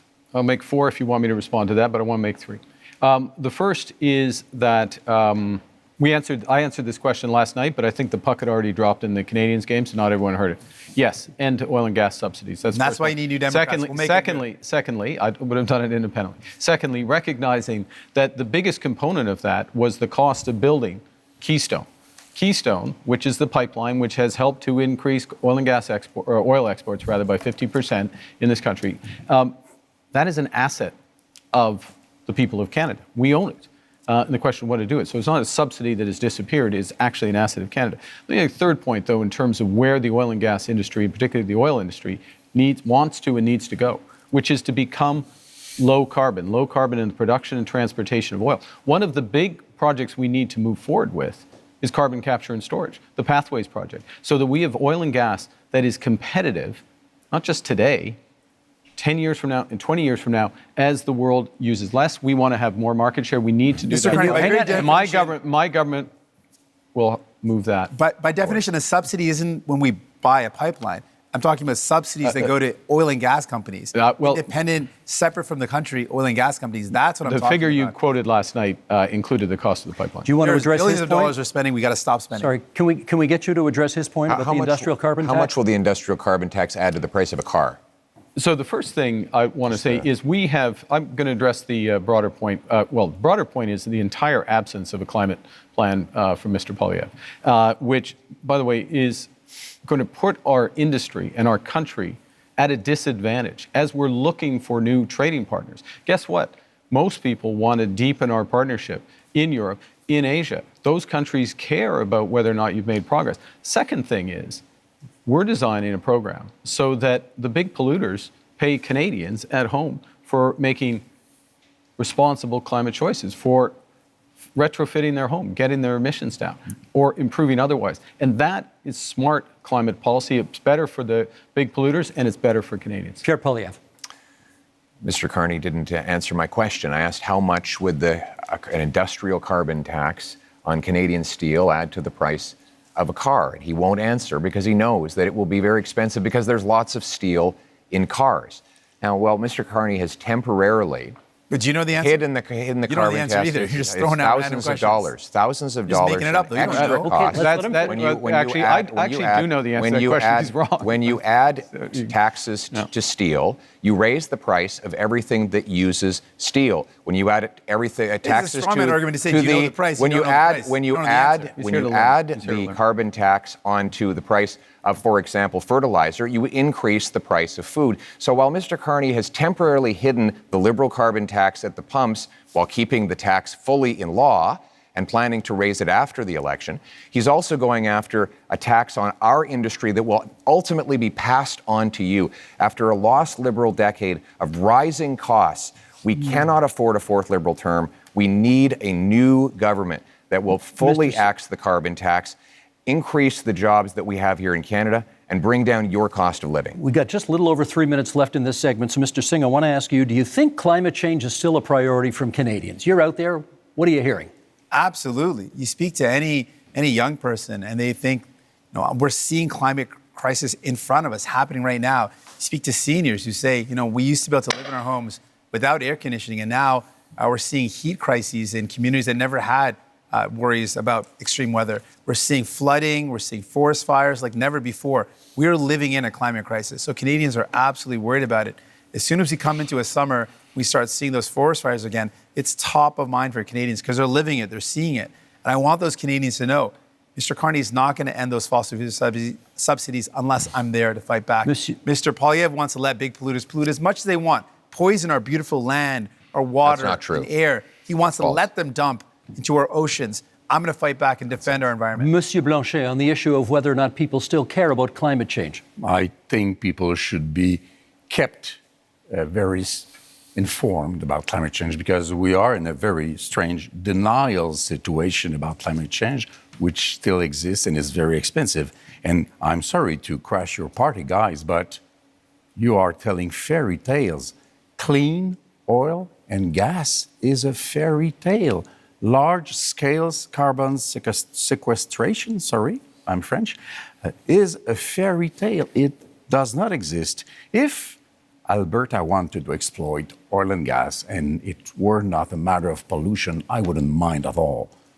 That's their business. Our own powerhouse in terms of energy in Quebec is clean energy. We are the best place in the world to achieve that. Our market is the northeastern part, Democrat part of United States. We want to keep our money to create wealth in Quebec for Quebecers. Let us be different because we can afford Monsieur to be Blanchet, different. let me give. I will get to you because I said I would. But you've taken a couple of hits here, and I want to give you a chance to respond to some of the things that people on this side of the stage have said. Thank you. Well, first of all, we do support protecting the environment. We want to ban the dumping of raw sewage into our waters. We want to hold large corporations to high environmental standards to protect our water and air. But we cannot do that by raising taxes and sending jobs overseas, as Mr. Carney is proposing to do. That has been the approach of the last 10 years of the Liberal government. What the biggest companies that develop our resources say is that we need to repeal the Liberal anti-development law C-69, a law Mr. Carney wants to keep in place. They say we need to repeal the industrial carbon tax and get rid of the Liberal energy cap. We need 6 months approvals in order to take back energy security and energy sovereignty. We can summarize that. He wants to conclude as much as Mr. possible. Carney, hang on. Last and word to Mr. independent Carney in this change. segment, please. Thank you very much. I was born in Fort Smith in the Northwest Territories, just north of what the oil sands became. When I was born and when I was growing up in Edmonton, early days, it was a fairy tale, quote unquote. But you know what happened? Canadian ingenuity, Canadian engineers, Canadian governments, both the federal government and the Alberta government got together and converted this. The worst pollution in the world. If I may. The worst pollution may I finish? in the May I world. finish? May I finish? 10 more seconds to finish, please. Let him finish his point. That's the opportunity we have. That's the opportunity we have in carbon capture. That's the opportunity we have in small modular reactors. That's the opportunity we have in hydrogen beyond. This country can be a clean energy superpower. My government will help deliver it. And that is time for this segment. Gentlemen, let us go to our final theme, which is called Leading in a Crisis. Canadians know how to weather a storm. Canadians know how to get through a difficult time. If, at the end of the day, we end up with the balance of power, Quebec is safer than it could be in any other scenario. Now is not a time for weakness. Now is the time to take back control. Canadians are always ready when someone else drops the gloves. Okay, leading in a crisis is a pretty broad theme that allows us to explore many different avenues here. So let's get to it. Mr. Carney, you get the first question this time. We haven't balanced a budget in this country in 17 years, and 10 of those years were under your party. You have pledged to get us to a balanced budget in 3 years. Question is, how? So let me put this in the context of leading in a crisis, which is, in a crisis, you got to plan for the worst. Worst is that the U.S. actually does want to take us over. Secondly, you got to have a plan to build, and that'll include a fiscal plan, and I will get to that in a second. The third thing is you need to respond in a crisis with overwhelming force. You need to think big. You need to move rapidly. The things we've been discussing today are a subset of what we can and should do as a nation, and we can deliver. And government can play a role, but its role has to be catalytic. And so our approach is that we will slow the rate of spending. It's been growing at 9% a year, operational spending, program spending, away from transfers individual, 9% a year. We'll slow that to 2%. We will focus on a small amount of capital spending by the federal government in order to drive enormous private investment up to $500 billion by 5 years. Thank you, Mr. Carney. Ukraine surely constitutes a crisis. Leading in a time of crisis, Mr. Poilievre, question for you. If the United States withholds support from Ukraine going forward, do you believe Canada should commit more to assist? I believe we should continue to support Ukraine. Our party supported donating missiles that the Canadian military was decommissioning. We supported funds and other armaments to back the Ukrainians in the defense of their sovereignty. We also need to rebuild our own Canadian military because the Russians want to make incursions into our waters. We'll be buying 4 massive Arctic icebreakers. I'll be opening the first Arctic base since the Cold War in Canada, CFB Iqaluit. We're going to double the size of the Arctic Rangers and fill the vacancies in our Canadian armed forces.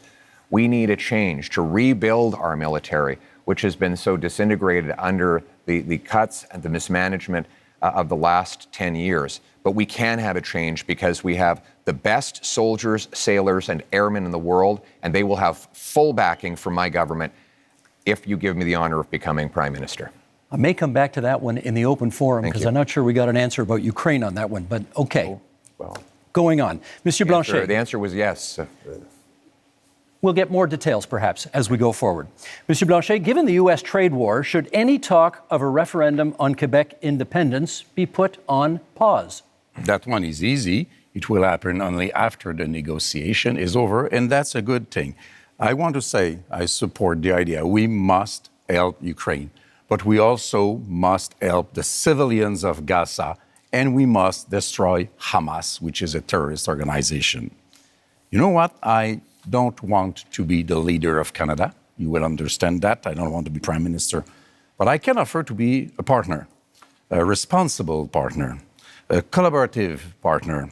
If Quebec is respected in its differences, in its aluminum industry and lumberwood industry and culture and French language and values of secularity of the state, which is the price to be paid in order to have real equality, then if we are respected, we will be a partner, and then even Canada will be stronger in its negotiation against Donald Trump. This is what I am offering. Respect us. Mr. Singh, I watched last night's debate. You seemed very eager to talk about healthcare, so let's talk a little more healthcare right now. You have made many promises on healthcare. If a province says to you, we'll take your money for healthcare, but not your conditions on how to spend it, what do you do? We've got to negotiate. We can't be giving away money without clear conditions. We're in a healthcare crisis right now, and a crisis that is hurting people across this country. People are waiting desperately in line in emergency rooms for hours and hours. Seniors are waiting for years and years to get the care that they need for surgeries that would remove pain or help them deal with mobility issues. We're in a serious crisis. Healthcare workers are burnt out. They are overstretched. And what we're seeing is more and more privatization, and that is hurting our public universal healthcare system. So we've got to fight back against it. We cannot allow our public money to go to a for-profit private clinic lining the pockets of a rich CEO or investors instead of going towards care. We need to make sure that we are investing in solutions where care gets to people, not profiting those at the very top. And so that's my commitment. I'm going to fight to make sure we defend our healthcare against the threats of Americanization and privatization. Okay, we now go to open forum debate, and perhaps, Mr. Poilievre, you get the first word here. This might be a good time to put a little more flesh on the bone of what you think Canada could do for Ukraine if the U.S. backs out. Yes, and my answer is that we should continue to support Ukraine. We don't need to follow the Americans in everything they do. When they're wrong, then we will stand on our own and with other allies. And with respect to Ukraine, that of course includes support with intelligence, equipment, armaments, but it also includes defunding Putin. Right now, Vladimir Putin has a monopoly on the European energy market because, frankly, the Liberals blocked exports of Canadian natural gas off the Atlantic coast. They blocked multiple projects. I would rapidly approve those projects on national security grounds so that we can actually ship Canadian natural gas over to Europe, break European dependence on Putin, defund the war, and turn dollars for dictators back into paychecks for our people. Mr. Carney, you wanted to add? Well, I want to go to the situation in Ukraine because it's very important. We've been a steadfast, Canada has been a steadfast ally, and Canadians have stepped up, welcoming Ukrainians into their homes and supporting them in other ways.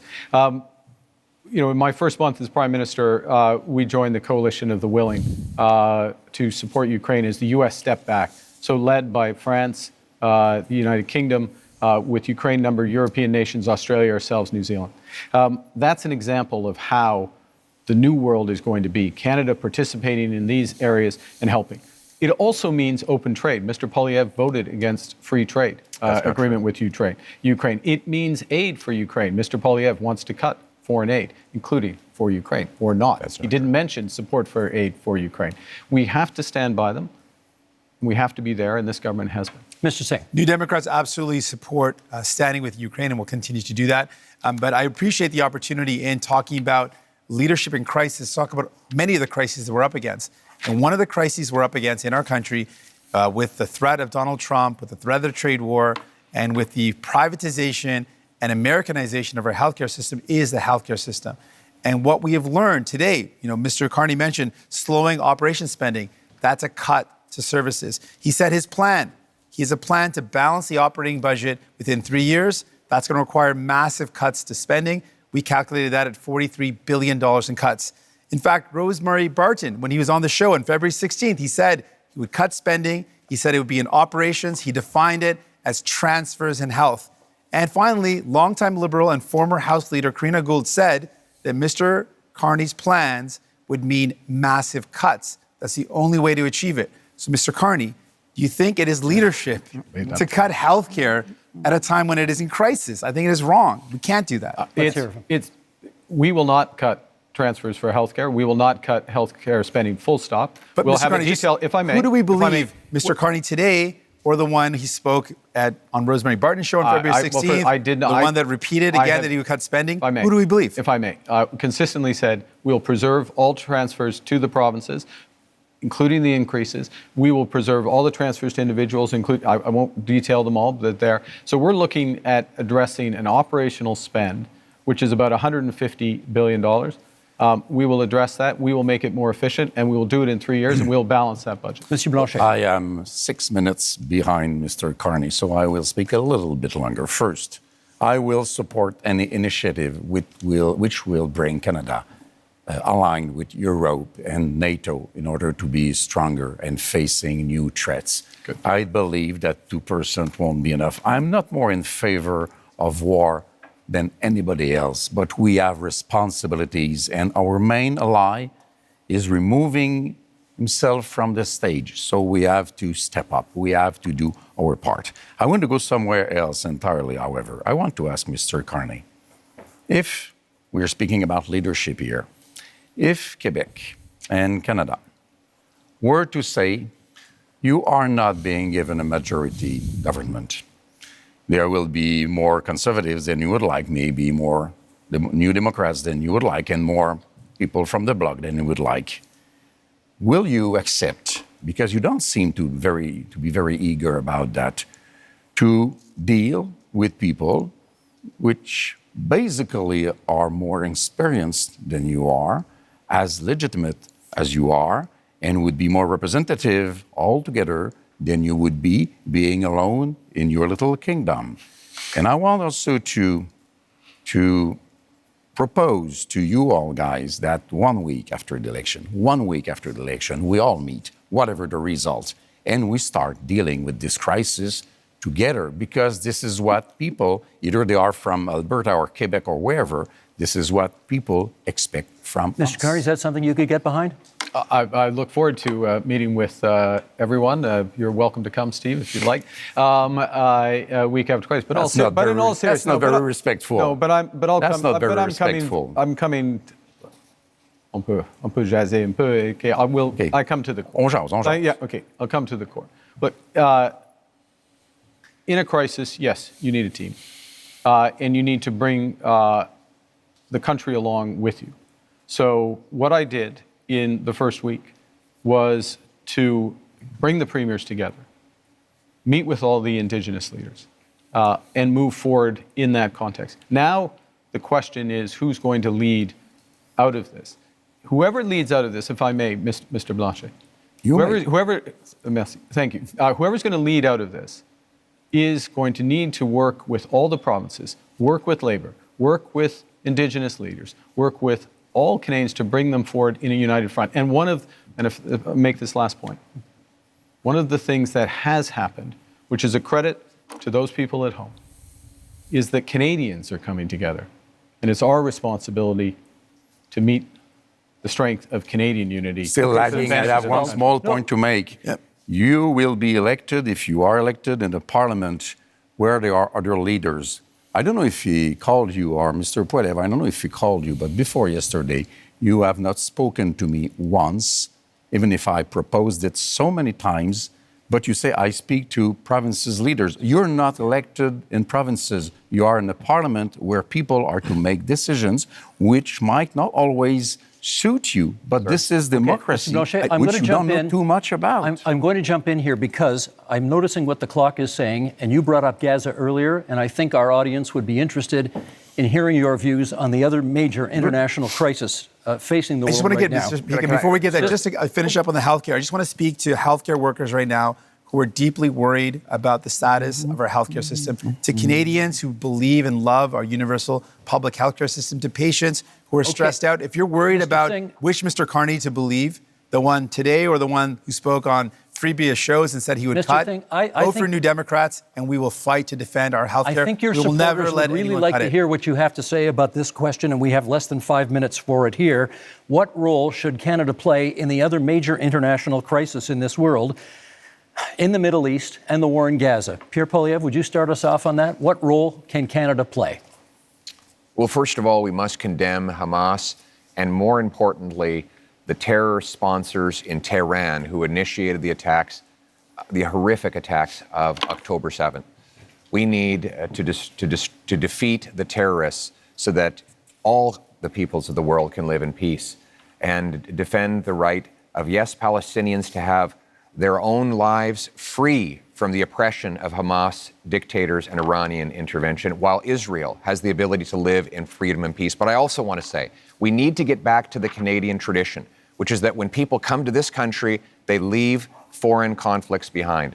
The rampaging riots targeting Jewish communities is utterly unacceptable, and it points to the growing chaos that we see on our streets after 10 years of incredibly irresponsible liberal policies of weak borders, of dividing people into groups, of saying one thing to one group and the opposite to another, dividing and conquering. We must end that division and unite our people so that everyone feels safe, and that when we come here, we put our foreign conflicts behind and we put Canada people, first. Mr. People Singh, come please, from go countries ahead. from around the world, and they care deeply about where they come from, and they should be able to do so. That's a part of being in our country, to have that freedom.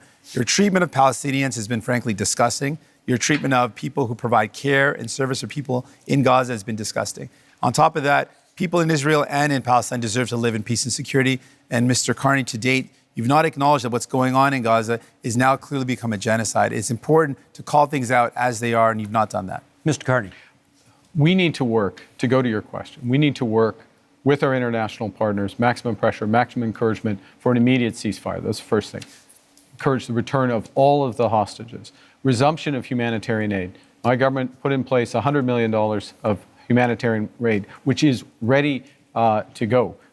With respect to where this ultimately goes, yes, two-state solution, but it has to be a viable and free Palestinian state, living side by side in peace and security with the state of Israel. I will underscore one other thing. Mr. Poilievre rightly mentioned Iran, the Iranian sponsors in this region. We have to be clear-eyed about the fundamental risks of Iran and do everything with our international partners to check it and turn it. Mr. Blanchet. If we are to work together, we will have to be consistent. The Jewish community in Quebec and Canada is harassed by a very little minority of radical Islamists. And we don't do so much. The law in Canada says that somebody may invite people to be violent, to propose genocide against another people, if they can be hidden behind a religious motivation. They are in agreement with that, they are in agreement with that, they are in agreement with that. And we say it is a crime to invite people to violence and killing other people. And this is what is being done very often in Canada and Quebec with the approval of the Criminal Code of Canada. And we are saying this has to be changed. We have to change what we do before we want people elsewhere to change what they do. Last minute in this segment, Mr. Poilievre. This is about crises and leadership. And one crisis we have is in immigration. Because of this Liberal government's commitment to a radical policy called the Century Initiative, which seeks to bring our population up to 100 million people, they have allowed massive overcrowding in our communities. That has caused housing shortages, job shortages, Don't blame immigration and healthcare for the shortages. fault of your government. And if I could, the fact that you did sorry, not I invest didn't in interrupt housing, you. I did built not interrupt 6 you, homes, sir. I did that's not interrupt wrong. you. Don't blame I do not people. blame. You're If I could, failures. Let him finish. I do not blame immigrants. I blame the Liberal government, which brought this policy on. And Mr. Carney wants to continue with the Century Initiative. This is crazy. We have to get back to normal levels of immigration, get rid of the fraud in the temporary immigration system, and ensure that the people who come here can arrive in numbers that we can house, employ, and care for. That's how it always was, and that's how we're going to restore Thank it. you, Mr. Poilievre. That is our time for this segment. Those are our 5 themes, but we are not done yet. We are entering the next section of our debate tonight, what we're calling the Leader's Choice, something a little bit different. Each of you will get the chance to ask a question, any question, of any other leader. You can then debate the answer, and each one-on-one will last for 3 minutes. So, Mr. Singh, you have the first option here. Who do you want to ask your question of? Mr. Carney. Go for it. Mr. Carney, as chair of Brookfield Investments, your company is one of the biggest tax dodgers in Canada. As chair, you approved decisions where Brookfield Investments bought up affordable homes, kicked out the tenants, and jacked up the rates. As Prime Minister, one of the first things you did was a tax cut that helped out mostly millionaires. And you have a plan to cut services for people. Now, I expect that of Mr. Pierre Poilievre and the Conservatives. That's very much a Conservative plan. But my concern is that doesn't sound like what people want for a Liberal leader. So my question to you is, Mr. Carney, whose side are you really on? Thank you very much for that question, Mr. Singh. I'm on the side of Canadians. I'm in this for Canadians. I work for Canadians.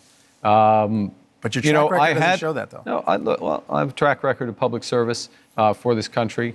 Go back to something Mr. Blanchet referenced earlier, which is have I resolved any crises? We're in Quebec. If you ask anyone in the finance industry, if you ask anyone in government in Quebec in 2008, they'll know that I resolved the biggest crisis in Quebec. Yeah, You won't have fun. on y va. Good, but 60 million But of may dollars. I? But I'm This in is for these fairness two only. with Mr. This is Singh. for these two. Mr. Singh. Yes, I have had a long career in the private sector. I'm proud of that career. I've always acted with integrity, and it brings me with experience that I can apply But no one's in this questioning your moment, integrity, in moment sir. of crisis. And you certainly have served the country. But the problem is, who have you served? You've served to benefit those at the very top. You jacked up the price of homes for people living in affordable homes as a strategic decision. You dodged taxes. And then your decisions as Prime Minister show you're not prioritizing people, but you're prioritizing big business and billionaires. So what have we done as a government directly? So we've gone directly to workers using all of our proceeds from the tariffs, committing all of them for workers, the workers most affected in industries. The employment insurance isn't high enough. Unlike others who But the amount, plan though, to let's talk about use them to cut taxes. We are The amount focused of on. the EI is not high enough, though. You have to accept that. Right now, it's there only will covering- be additional programs. I am fully confident that the next government, whatever government is formed, or certainly if I'm in the next government, we will make additional programs. But you didn't do that for so those far, work- though. Well, I can't. You could have. Couldn't. Well, you couldn't, given that we're in an election process. You could have increased the amount, though. May I make a core point here, if I may, which is that when you think about workers here today and people watching at home, particularly younger people, there is an enormous opportunity in the trades, in the skilled trades. We are going to build this country in a way that has not been seen before. We are literally talking about hundreds of thousands, not jobs, but careers But I in think the people are trade. worried, Mr. And Carney, that's that- why we're investing in apprenticeships and mid-career But I training. think people are worried, Mr. Carney, if New Democrats aren't there to force Liberals to make sure they remember about people they will forget. Gentlemen, that is time. Thank you for that. Monsieur Blanchet, you have the next question. To whom would you like to put it? Mr. Carney, you avoided quite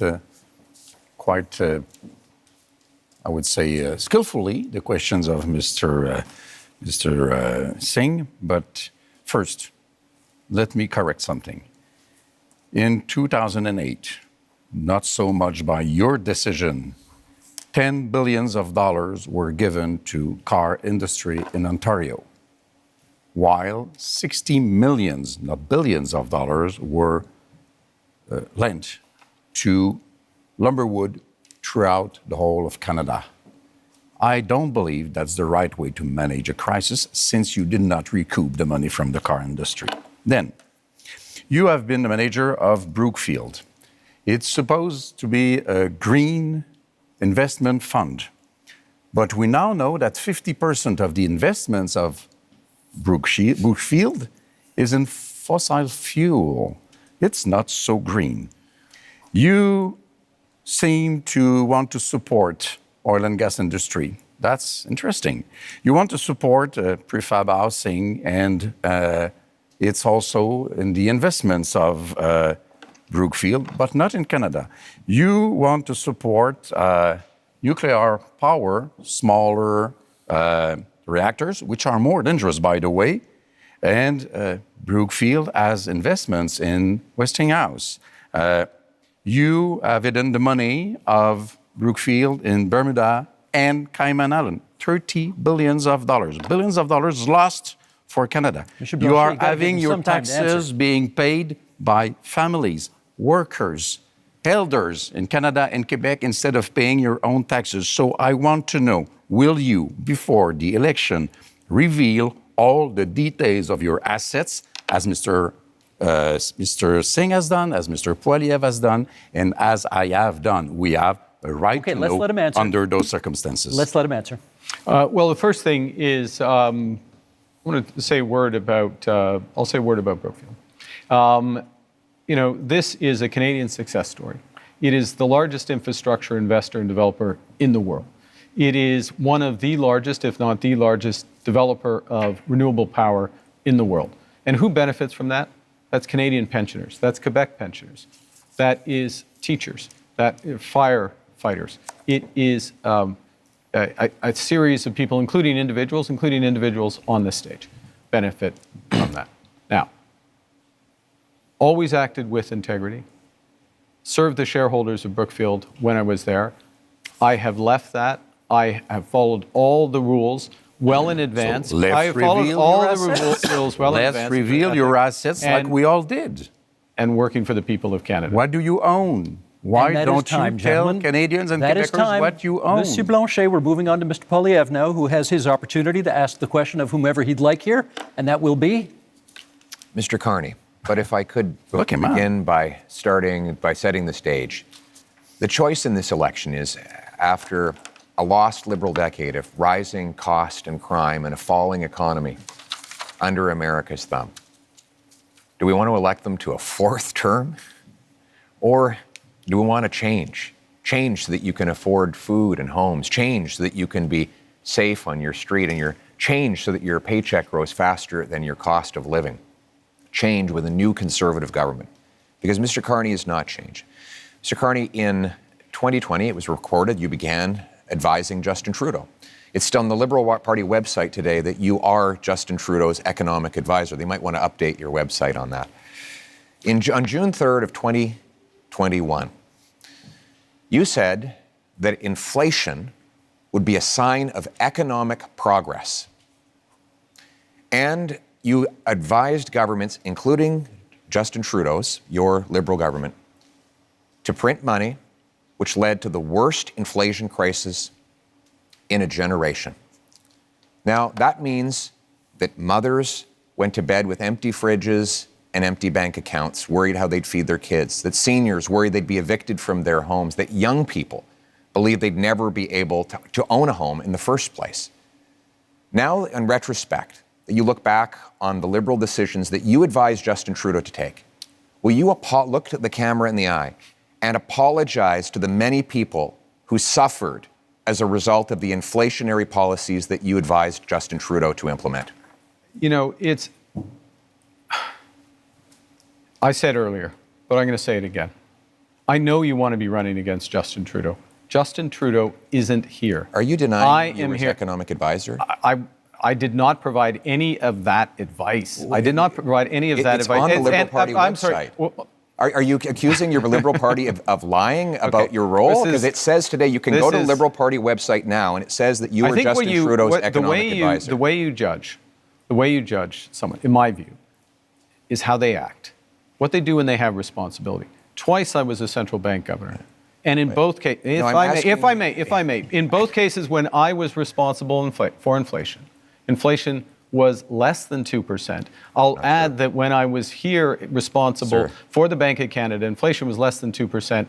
Our dollar was at parity. That is the kind of success that I can deliver for this country coming out of this crisis. And what is at stake here? You were the economic advisor to Justin Trudeau that gave us the worst inflation that we have had in a generation, because the policies that you implemented and those of the MPs that are still in your ministry. To the fellow Canadians, crisis which the last 10 years has been about the Liberals.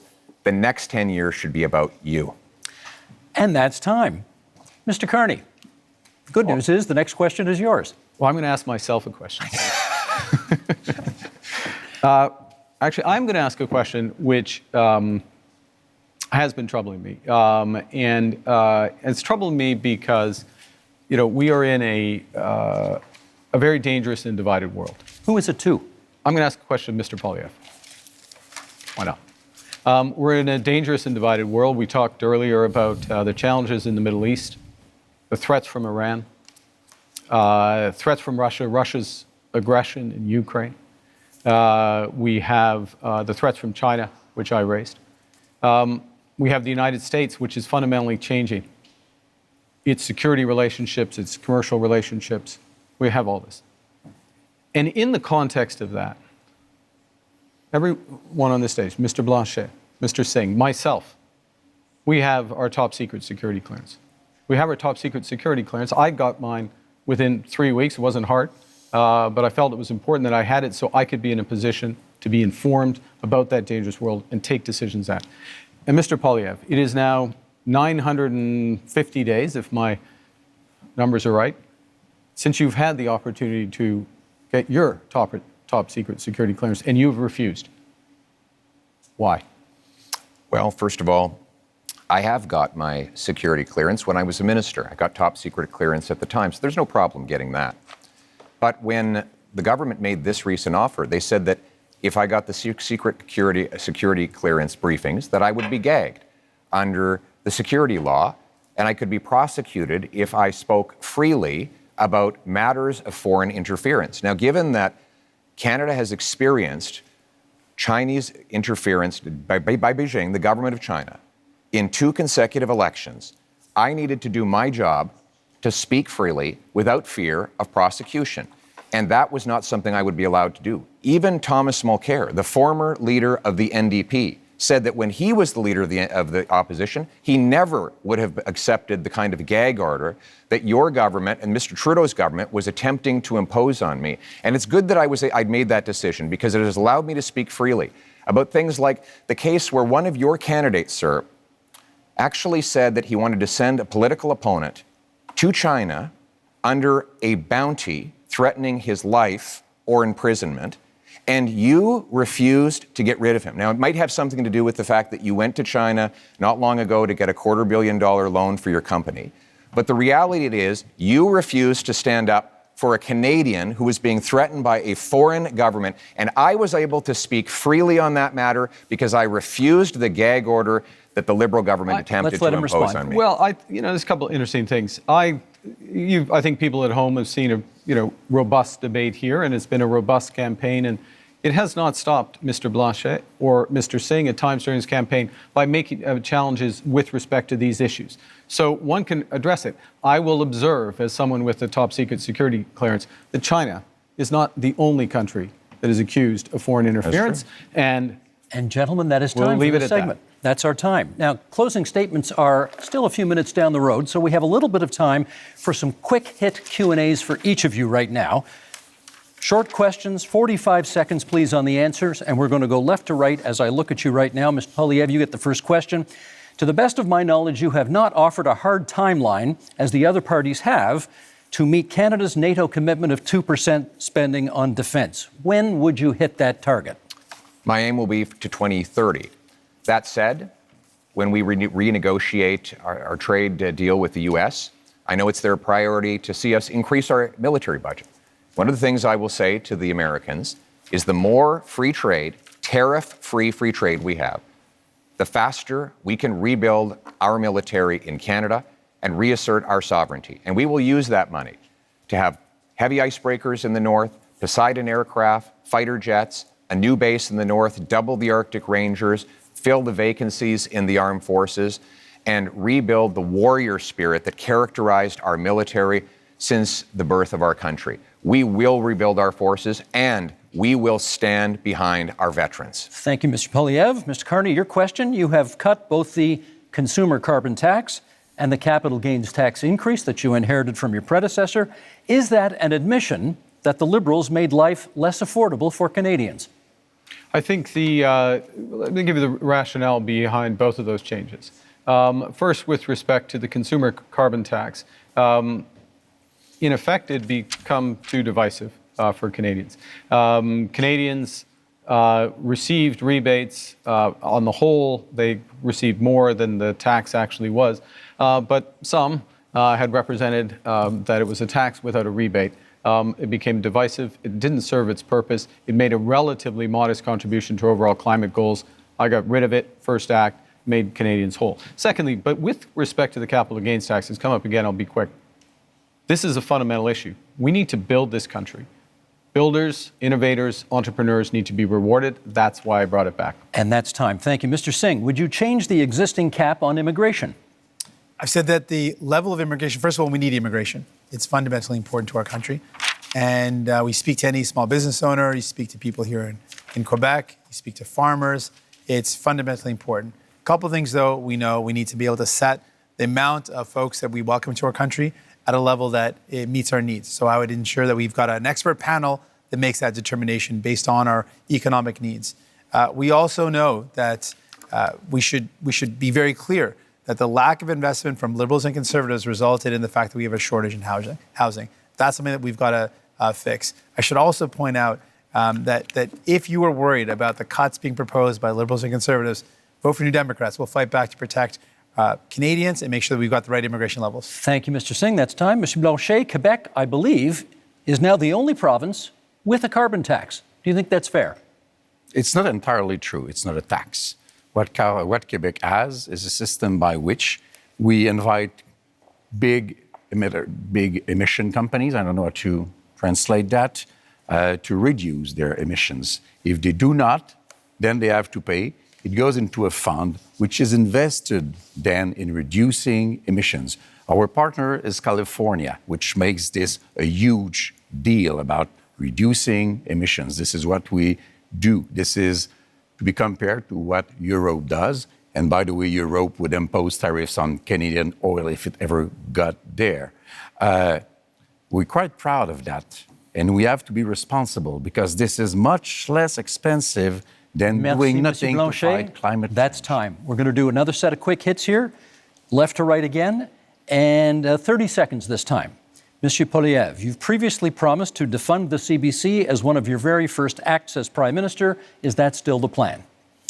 Yes, CBC will continue to operate as a self-funded, Canadian-owned and controlled non-for-profit that raises money like other media organizations through sponsorships, subscriptions, advertising, licensing fees, and countless other things that will ensure Canadians who still want to listen and view its content will be able to do so. And at the same time, we'll allow freedom of the press so that everybody has their voice heard and they can make their own decisions. Thank you, Mr. Carney. The next question to you, 30 seconds. Would you remove some of Canada's legal tax avoidance loopholes that companies that you have worked for have used? Look, I think that what we need to do is undertake a comprehensive review of our corporate tax system and do that on the basis of the right principles. We've got to have fairness, transparency, sustainability, and competitiveness. So we need a tax system, a corporate tax system, including being part of a international minimum corporate tax through the OECD. And that is time. Mr. Singh, the question for you is, if you hold the balance of power after this election is over, what would your price be to support another party? We've laid out our priorities. We want to make sure we bring down the cost of groceries, build homes that people can afford. I can also tell you that we would defend CBC, unlike Mr. Poilievre, who wants to cut it, and we would close tax loopholes and offshore tax havens, even though Mr. Carney didn't respond to that. And selling stocks and shares to make profits and then having less taxes on that is not hard work. And so those aren't the job creators. The people who are job creators are the hardworking men and women that contribute to our economy. Thank you, Mr. Singh. Monsieur Blanchet, kind of the same question. If you hold the balance of power in the next minority parliament, if it is that, what would be the price of your support? Respect for Quebec. That's quite easy. I don't want to go against what Canada wants to do for itself, but I don't want Canada to impose an economic vision or a multiculturalist vision on Quebec, which is different in terms of language and values and secularity and equality between people. So I want to be a partner, and if Quebec is respected, Canada has nothing to fear from the bloc because we vote for what is good for Quebec. It only has to be good for Quebec. Thank you, Monsieur Blanchet. Now, we have one last question for each of you. We'll go right to left this time as I look at you. Bit of an offbeat question. Mr. Blanchet, what is your biggest regret during this campaign? That's a very good question. I'm not very fond of regrets, I would say, but we should have started sooner to see that we had to create the environment for a deal in which Quebec and Canada would be, one bigger than the other, but partners to be stronger in front of Mr. Trump and showing that maybe nobody here is the partner to let go alone without being surveyed or controlled or supervised by a Quebec voice. Thank you, Mr. Blanchet. Same question, Mr. Singh. Your biggest regret of this campaign? Not being able to meet as many people as I would love to have. It's a short campaign, and so I can't get to as many communities that I wanted to. I think one of the honors of my job is to be able to meet people and to hear their stories, and then to take their stories and concerns and bring them to Ottawa and to fight for those people. And so I want you to know, even if I haven't made it to your community, I'm going to fight like hell to make sure that you're represented, that we never let any government cut our health care, that we defend the values that we care so deeply about. We make my life more affordable. That's my commitment to you. Even if I didn't get to see you, that's my commitment. Thank you, Mr. Singh. Mr. Carney, same question. Biggest regret of the campaign? I'm to be honest, it's the same answer. This is an astonishing country. It is an amazing country. And the opportunity and the responsibility that comes with it of being with Canadians, hearing their stories, their challenges, drawing strength and ideas from them, and working to be part of the solution is the greatest honor of my life. But the regret is that it is also a big country, and it is a short period of time. Mr. Poilievre, last word to you. I actually agree with these two gentlemen. I had a rule that at all my rallies, even when they're really big, I would stand in front of a flag and greet every single person and hear their stories and learn their struggles. And that was always touching to me, that they would put their faith in me or in any of us. Yeah. But we've been in such a rush because we have to get off to the next event, so we haven't been able to stop and do that. And I want you to know out there, I haven't forgot about you. Thank you. Thank you, Mr. Poilievre. It is time now for closing statements, and prior to the debate, you drew lots as to which order we would go in. And Mr. Singh, you get the first word on a closing statement. Certainly, thank you. Because you voted for New Democrats, we were able to build this country that we love. Universal health care and pensions, because you voted for us. Because you voted for New Democrats, we were able to fight to bring in dental care, pharmacare, and childcare. Because you voted for us, because you supported us. You have the power with your vote to send more New Democrats to Ottawa, to continue that fight, to make sure that no government cuts the things that we hold dear, like our health care, to ensure that we can do everything possible to make life more affordable by making it more affordable to buy your groceries and to get a home. I'm asking for your support in this election so that I can continue to fight to defend the things that make Canada, Canada, the things that we hold dear, the things that make us proud to be Canadian. Thank you, Mr. Singh. Mr. Carty. We are facing the biggest crisis of our lifetimes. Donald Trump is trying to fundamentally change the world economy, the trading system. But really what he's trying to do to Canada, he's trying to break us so the U.S. can own us. They want our land, they want our resources, they want our water, they want our country. And we're all going to stand up against Donald Trump. I'm ready. I've managed crises over the years. I've built strong economies. We will fight back with counter tariffs. We will protect our workers and those businesses, and we will build the strongest economy. We will build Canada strong. I'm asking for your support, the honor of doing so. Thank you. Thank you, Mr. Carney. Monsieur Blanchet. For 260 years and a little bit more, les Français, devenus des Canadiens, devenus des Canadiens français, devenus des Québécois. You have tried to have them become Canadians like all Canadians. But to no avail, we are different. So let's be economic partners. Let's have a voice chosen by and for Quebecers, an ally for Canadians as equals in front of Mr. Trump. Monsieur Poilievre. Only in Canada could someone start where I began and get to this stage. I was born to a single mother and adopted by school teachers who raised me to believe in the incredible Canadian promise that anyone who worked hard could do anything. That promise feels broken today. Many of you worried about paying your bills, feeding your families, or ever even owning a home. You're worried your kids are in danger. But I'm here to say it doesn't have to be this way. With change, we can restore the Canadian promise so that hard work gets you a beautiful house on a safe street under a proud flag. We can do it with hope for a change. Gentlemen, thank you for a very spirited debate tonight. 2 quick points before we go. Number one, One of you celebrated your 60th birthday yesterday on this stage. Yves-François Blanchet, bon anniversaire. Merci beaucoup. Merci. Secondly, you'll notice we didn't have to change the time of this debate because the Leafs already clinched the Atlantic Division title, and therefore we didn't need to move the debate to accommodate a hockey game. I'm getting back at my colleague who was in this position last night, and okay, go Habs go, that's fine. With that, we're done. Thank you, leaders, for being here tonight. We are just 11 days from Election Day, April 28th, but there are many ways that you can cast your ballot starting tomorrow at advance polls. If you intend to vote by mail, that deadline is April 22nd. Make sure to check your voter card for details or contact Elections Canada. This is your democratic right, and we hope you use it.